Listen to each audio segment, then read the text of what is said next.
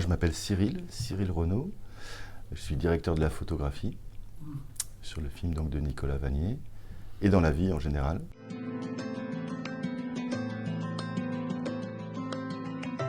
Alors, le directeur de la photographie, on va dire, est responsable de l'équipe, ce qu'on appelle l'équipe image, et signe la photographie du film qu'il a mis, disons, en place avec le réalisateur.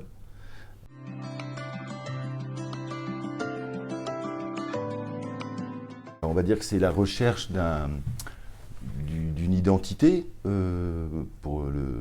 par rapport au récit du film, et avec des références ou pas d'ailleurs, qui trouvaient la manière la plus appropriée d'aborder le sujet et de mettre le récit en fait en relief, en image. On pourrait dire que l'image prend toute son importance quand il n'y a plus de dialogue, puisque ça devient une expression en soi.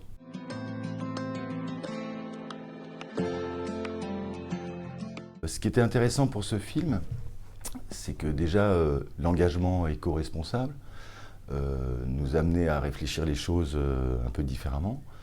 Il y a l'idée donc de travailler au plus proche des lumières naturelles.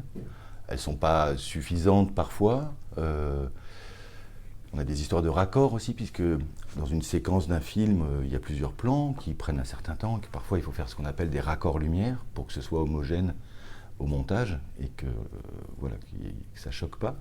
Mais l'idée, c'était quand même d'être à chaque fois aux bonnes heures, au bon moment, pour avoir les bonnes lumières selon le soir, le matin, et les différents moments, chronologie, on va dire, du film.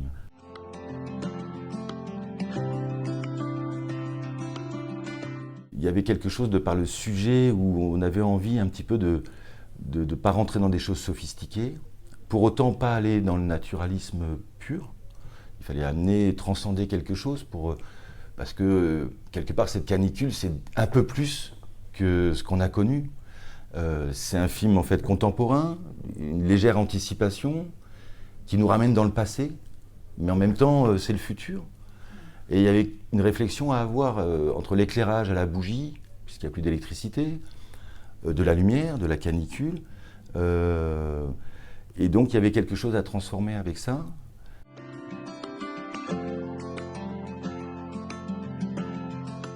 J'ai parlé aussi avec les comédiennes en particulier, qui ont parfois l'habitude qu'on les soigne. Il ne s'agissait pas il fallait les mettre tout à leur avantage, mais par rapport à ce qui se joue. C'est-à-dire que le piège, parfois, c'est de vouloir faire beau, et que là, c'est pas tant faire beau, c'est, comme ça aussi je considère mon travail à la photo, c'est de faire ressentir les choses.